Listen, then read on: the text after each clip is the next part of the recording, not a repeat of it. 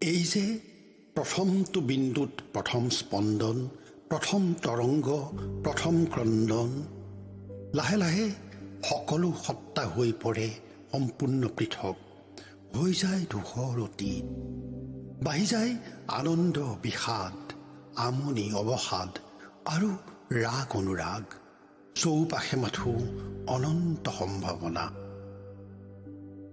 কেতিয়াবা ঘড়ীৰ কাঁটাৰ সৈতে ঘূৰি ঘূৰি বাঢ়ি যায় ঘৰৰ ভিতৰতে অঘৰীৰ পাইচাৰি, শুনা যায় অৱৰুদ্ধ পথৰ পদধ্বনি। কেতিয়াবা সকলো নিশাৰ নিষ্প্ৰাণ নিস্তব্ধ, এনেকৈ বিস্ময়বোৰে জীপ লয় ছাঁ পোহৰত।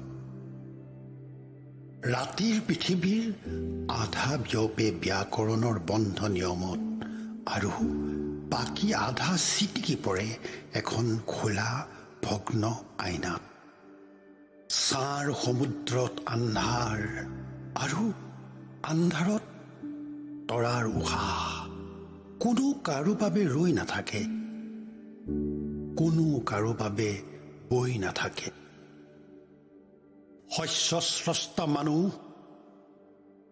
স্বপ্নদ্ৰষ্টা মানুহ, সৰয়তী সৰয়তী,